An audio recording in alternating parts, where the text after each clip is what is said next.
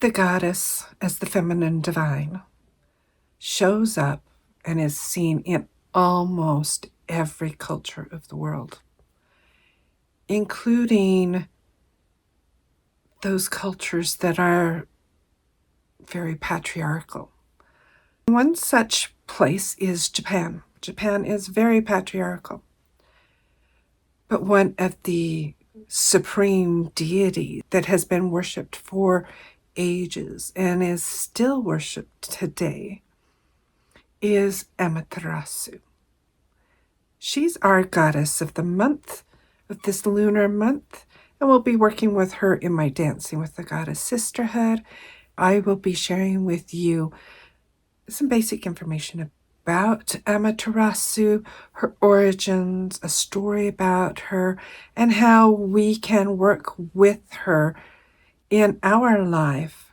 The goddess, in her many faces, is a role model for us as women and for men, but mainly for us as women. She gives us that role model that we need to embody our divine feminine presence, to be empowered in our fullness, in our full essence of who we are. The goddesses can show us that. And that's why I like working with different goddesses from around the world, because they each have different qualities, different energies, and different ways that we can work with them and see more of the fullness within ourselves. Welcome. Dancing with the Goddess is how we move through and experience life as modern mystic women. I believe anyone can be a modern mystic woman and experience awe, beauty, and magic in our daily lives. I'm Tora Moon, goddess mystic, author, and creative. Join me as we discover who we are meant to be, explore different modalities for self-improvement and transformation, and reawaken to our goddess magic and feminine divine selves. I invite you to dance with the goddess with me. Here's today's episode. Amaterasu comes to us from Japan. Her full name is Amaterasu Oki Kami. Kami in Japanese is spirits, and Oki elevates that to divine spirits. Amaterasu translates to great divinity illuminating heaven. And she is unlike other goddesses. In many other cultures, we see the goddess as a moon goddess and the sun as a god or as a masculine energy. In Japanese Shintoism, which is where Amaterasu comes from, Amaterasu is the sun goddess. She is the rising sun. You see her reflected in the flag of Japan as the land of the rising sun, the land of Amaterasu. Her brother Tsukiyomi is the moon god. Her other brother, Susanoo, which we'll hear about later when I tell you a story about her, is the storm god. So she's a little bit different in that way, that she is a sun goddess, and she is also, like many other goddesses, the queen of heaven. She rules the heavenly plane. We don't hear much about her husband. She does have children, because the emperors of Japan, clear through to today, well, through World War II, when they were forced to give up their emperors by the U.S., it was believed that the emperors had divine right of rulership because they were direct descendants of Amaterasu. The first emperor of Japan was her grandson, Jimmu. Hopefully I'm pronouncing these right. I did take a little bit of Japanese in college, but that was a long time ago. For anybody who speaks Japanese fluently, my apologies if I mispronounce anything. I'm trying to remember the pronunciation from way back when. Not only was Amaterasu, the queen of heaven. She was the queen of the people in Japan. She taught humanity agriculture, how to cultivate wheat and rice. She also taught humans how to harvest the silk strands and make silk. So she was a very important goddess. Not only was she a goddess of agriculture and benevolent, one of the ways that she took care of her people is when the need arose, she could be a very fierce warrior to protect her people. Her origin story. She is the daughter of Izanagi and Izanami. Their firstborn were the islands of the Japanese archipelago. Then their firstborn son, Kagusuchi, was the fire god. And as he was born, Izanami was horribly burned and died. Izanagi was just inconsolable and wanted to reunite with his wife. So he traveled to the underworld and went through all sorts of trials and finally reconnected with Izanami. But Izanami was horribly burned. And Izanagi was repulsed by her. True love that he was totally repulsed by his beloved wife being burned by their firstborn son, the fire god. He returns to the earth, returns to Japan, and goes to a sacred stream to wash the filth of the underworld off him. And of course, he's been with his wife in the underworld, so he's not creating from nothing. Men can't do that, even gods. So he's been with his wife in the underworld. As he washes his right eye, out comes Amaterasu. And she is just this brilliant light. So Izanagi gives her the heavens to rule, and she becomes the sun goddess. Her sacred object of power was a mirror, and we'll see this reflected a little bit later.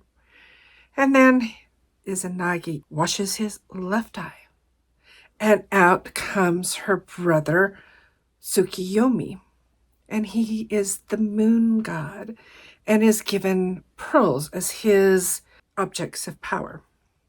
And lastly, Izanagi clears out his nose, and out spews Susanoo. And he is the storm god, and he is given a sword as his object of power.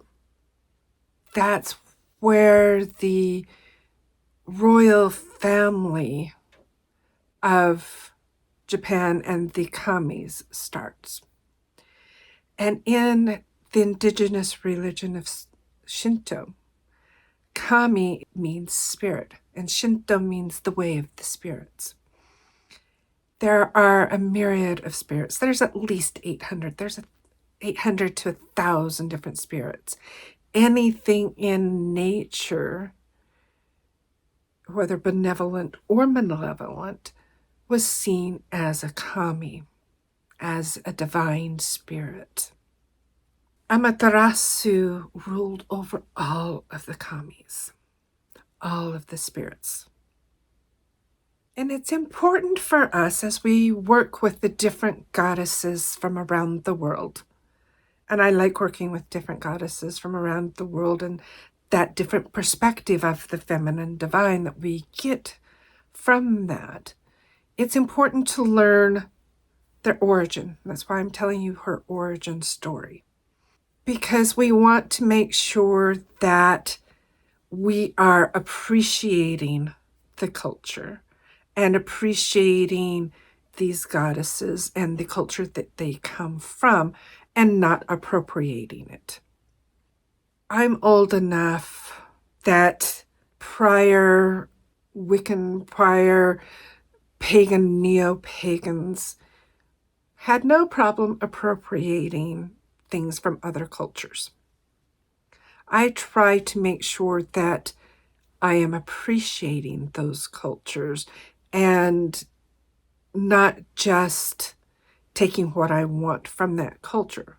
Yes, I'm eclectic. I blend and synthesize a lot of things from other cultures because I do study the goddess from other cultures, and that does seep into who I am.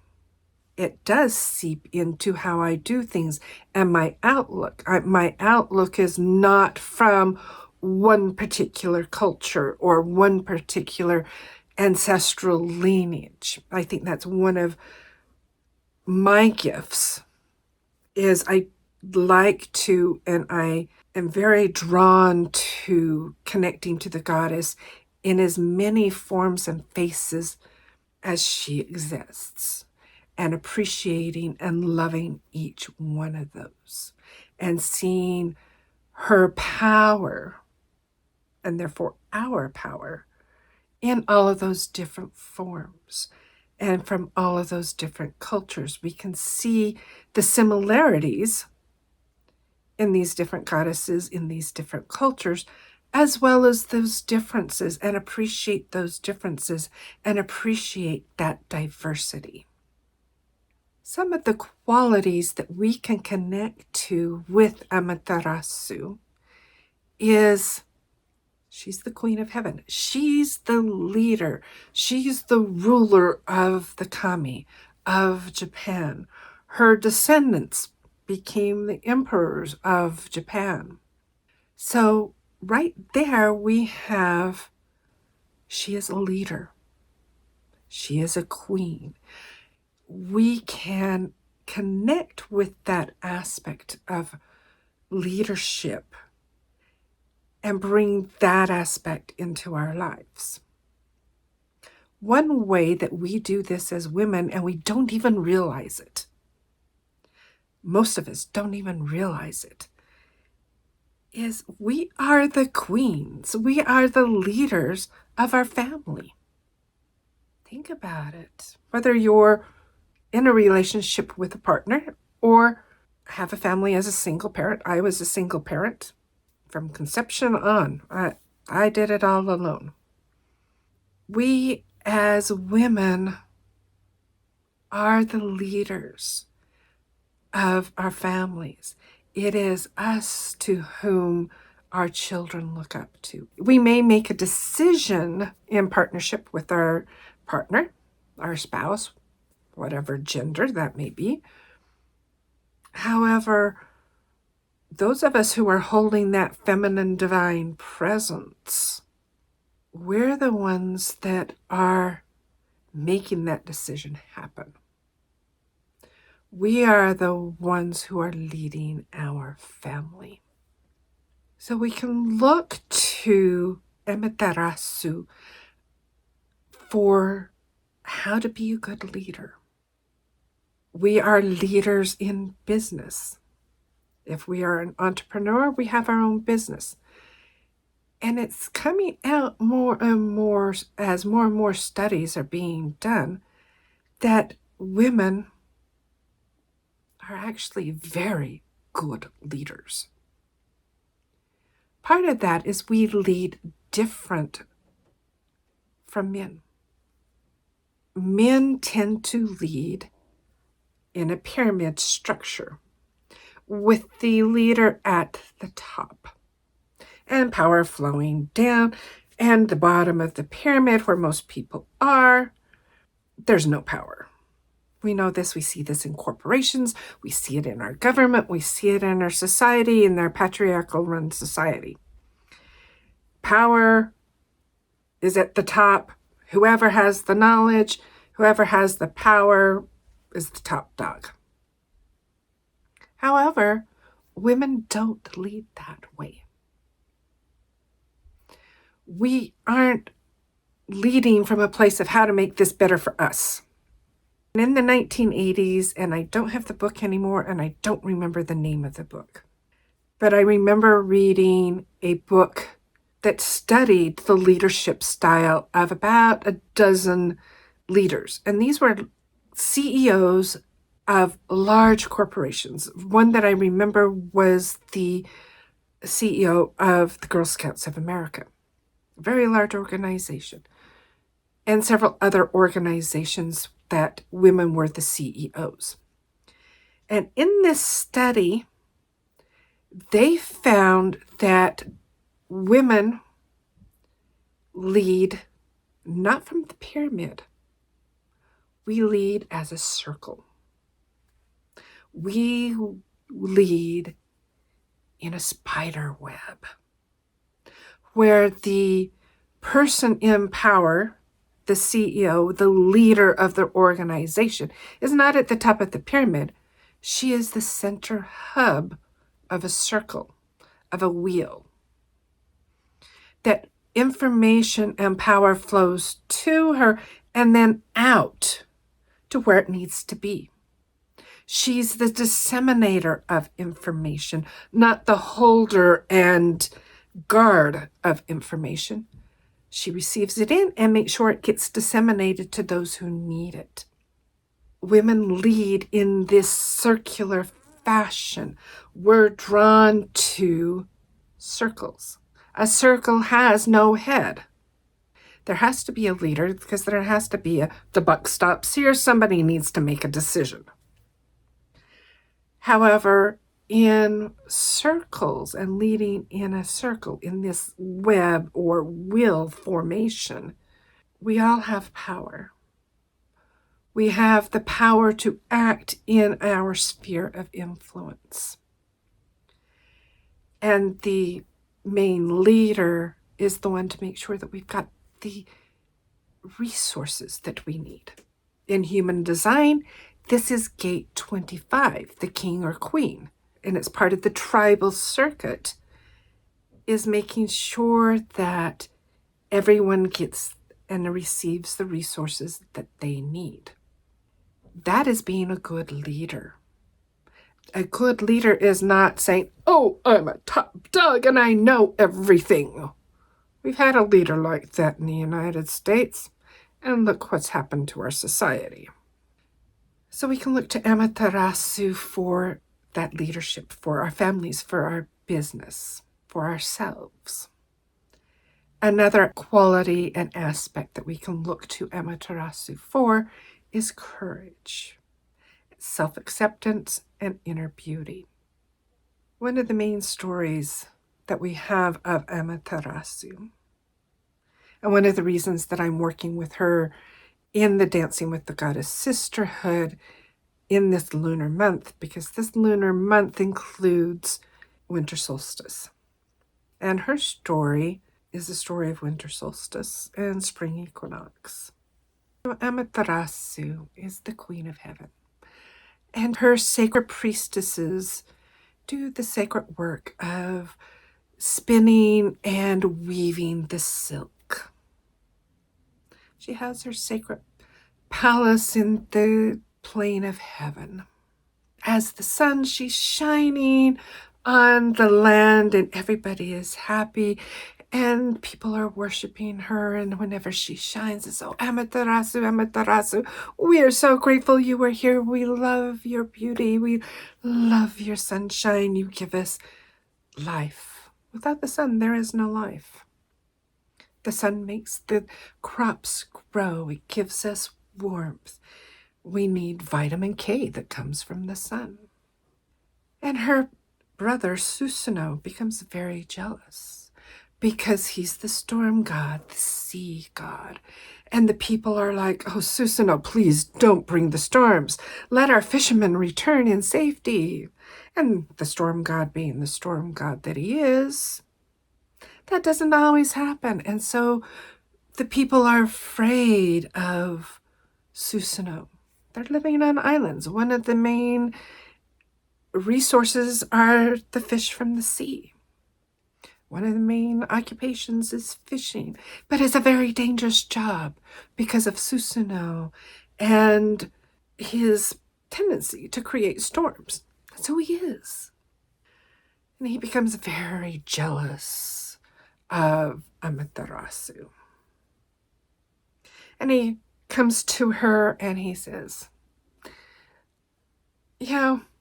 I'm a god too. Why are you so great? I'm going to challenge you.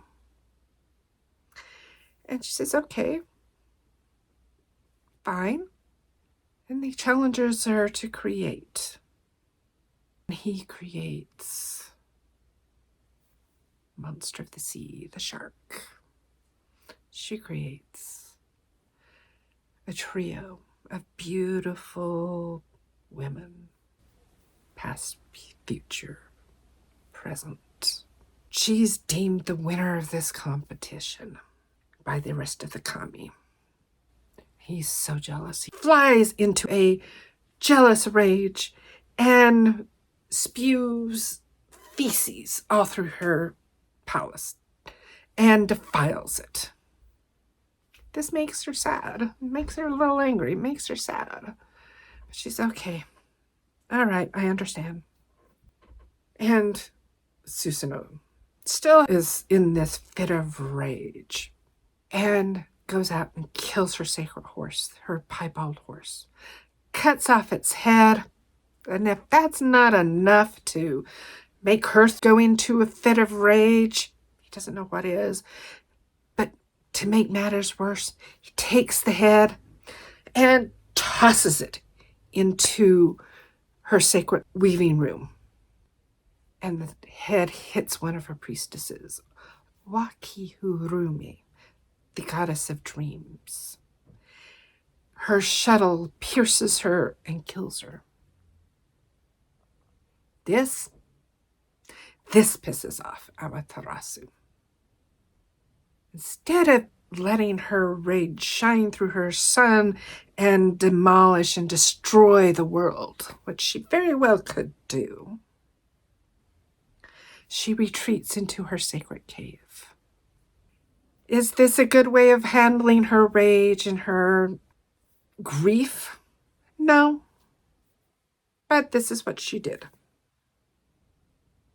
She retreated into her cave, and darkness fell for the first time on the world. Not just the darkness of day and night. You've got the sun goddess and the moon god flowing of the day and night. Well, the sun's not returning. It's dark. There's not the warmth of the sun. Winter falls onto the earth. Crops don't grow. And people are dying, and the kamis are like, Amaterasu, Amaterasu, we need you. Come out. Come out of your cave. She's like, no, I'm too sad. I'm still in my grief. No, I can't come out.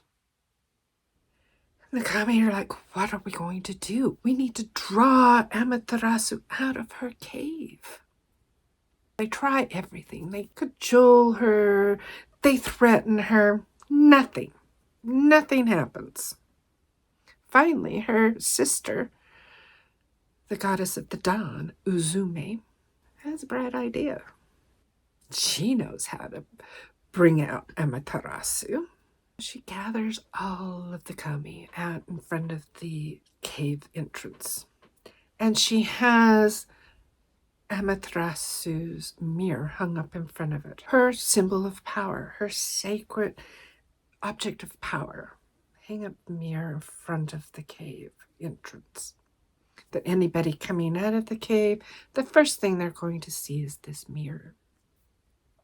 Then Uzume overturns a wash tub where all the kami can see her and gets on it. What does Uzume do?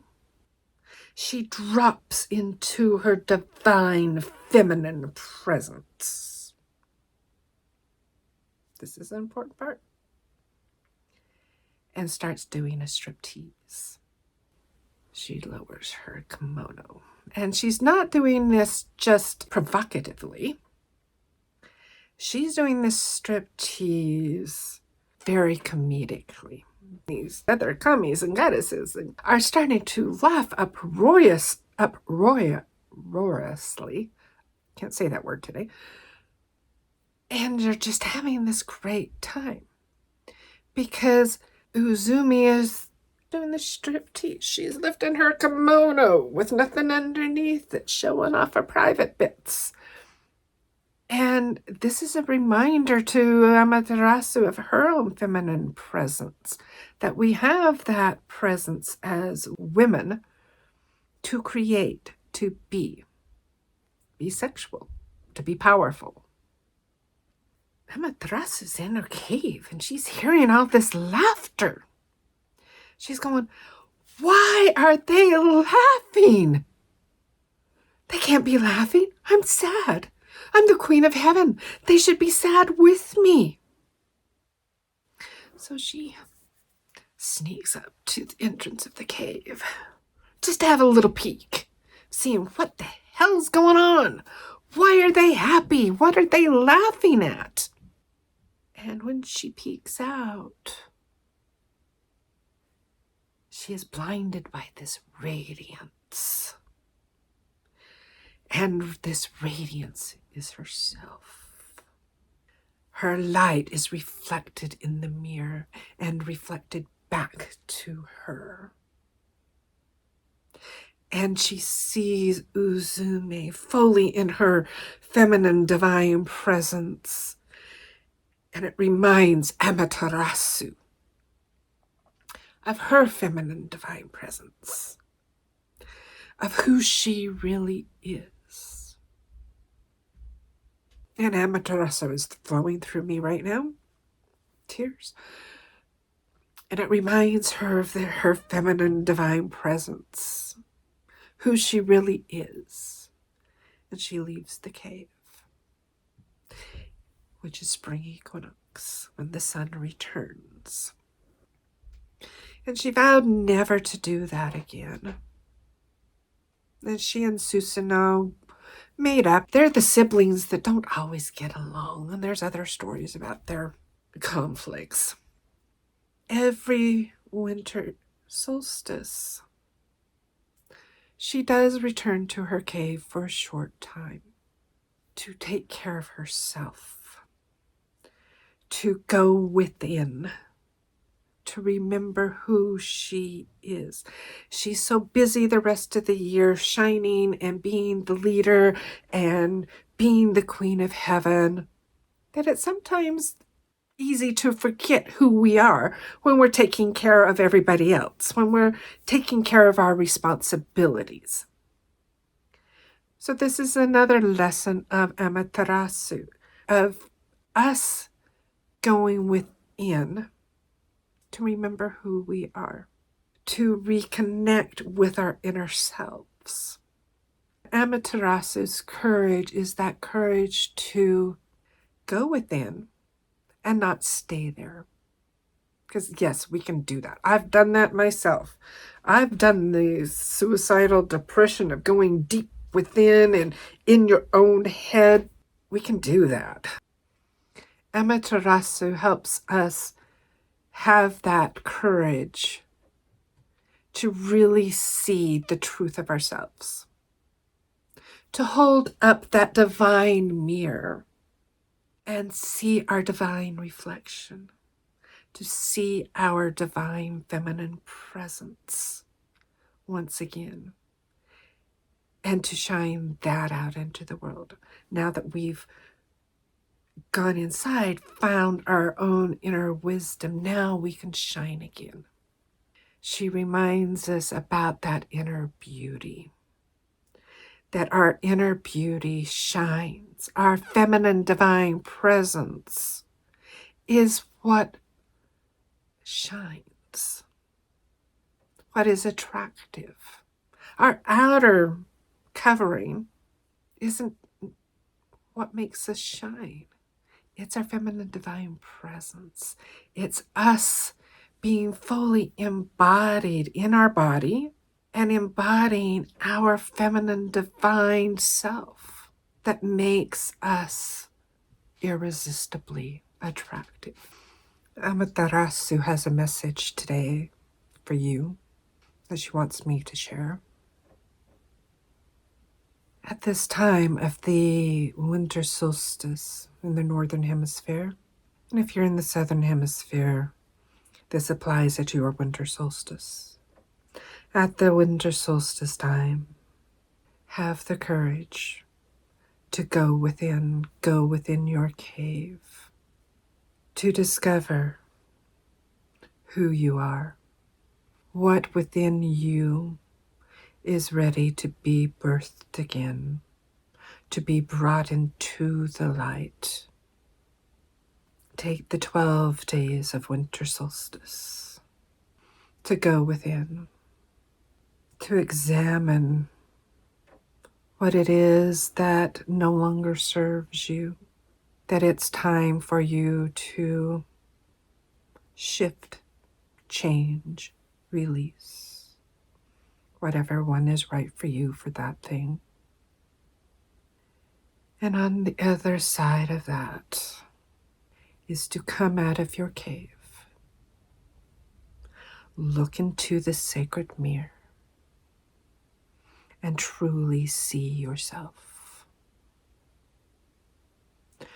See that divine light in you, that spark of source. You are source, you are divine, as above, so below, as within. Look into the mirror. See your beauty. See that which is within you that is ready to shine in the new year. Do this in a metaphorical mirror and an actual mirror. Look into your eyes. The eyes are the windows to the soul. Look into your eyes within a mirror and see your true soul. See that beauty that is there shining in your eyes, in your beautiful eyes. Acknowledge that and embrace that. And ask your soul, ask your inner goddess how you shine in the new year. And allow yourself to embrace that and embody that, whatever that is for you in the new solar year. I am the goddess of the sun. Let my light shine within you in this new solar year. In this new solar year, come out of your cave, shine your light. Let me be your guide. Stand in the sunlight and allow your light to shine bright in the way that is right for you. There is great love here for you. We are complete.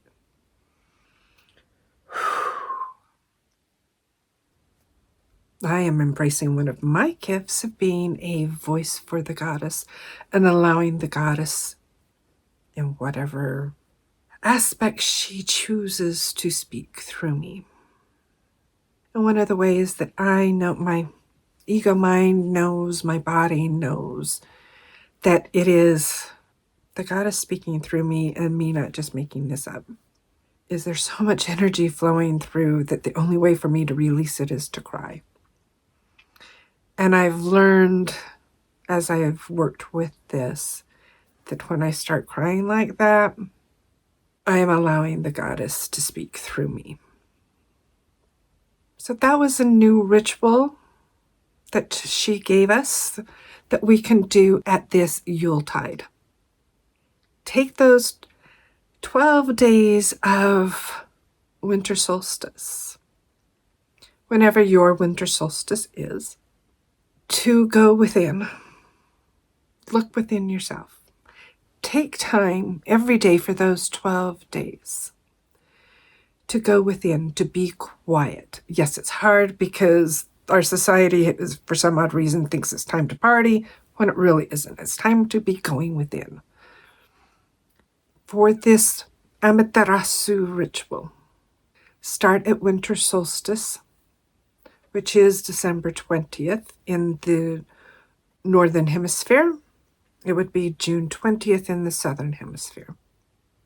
Start on Winter Solstice and go within, asking the question, who am I? How do I shine in the new solar year? What do I need to shift, transform, purge? And then do the work in these 12 days to do that, whether that's through tapping, journaling, talking with a therapist, whatever you need to do to make those shifts. Do that healing, whatever's coming up that you need to heal, to transform. Do that in those 12 days. Always with the question, how do I shine in the coming new solar year?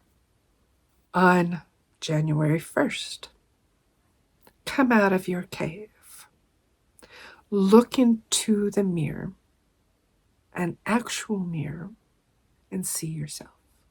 Gaze into your eyes, the window of the soul, and see yourself. See your inner goddess. See your divine self, your divine presence, your divine feminine. And men can do this and see their divine masculine. Like I said, I work with the feminine, so that's who I'm talking to. And then allow that answer of how do I shine in this solar year come forward. If you want and you need support in this, you're not quite trusting your intuition, use oracle cards or tarot cards or both and pull a card while asking this question. And let that be a guide, because your intuition will speak through the card. Your inner being will use that tool to speak to you, and trust that the card that you pull is the right one for you, whatever it is. Even if it's the Tower card, you'll be shining through intense change. 5 of Wands, conflict. You could be shining through competition. So look at whatever card, whatever oracle deck or whatever tarot deck that speaks to you and pull that card. How do I shine in this solar year? If you're doing journaling, that may come up through your journaling. And this may become your word of the year. And then just pay attention to how that shows up for you in the solar year of 2024. Connect with Amaterasu at the beginning of every month of how do I shine? How do I show my light? How am I in my divine presence? You can pull a card every month at the first of the month, asking Amaterasu to guide you in how do I shine and show up as my feminine divine self, in my feminine divine presence, shining for myself, shining for my family, shining for my tribe. How am I that leader? How am I that person I need to be? No, I have not done this ritual because Amaterasu just gave me this ritual right now, real time. So I will be doing this ritual with you this year. In our Dancing with the Goddess Sisterhood, that will be one of the rituals that we will be doing as part of our sisterhood. We can do this as a community. How do we as a community shine? How do I as an individual shine? Part of what I'm getting for me is me shining and showing up in these podcast episodes of not hiding my light, not hiding my wisdom and knowledge, and shining in my feminine divine presence to be that role model for you. That's part of what I'm embracing and stepping into, and I've already started doing some of this work. But there's always stuff that you need to transform. You're never ever done.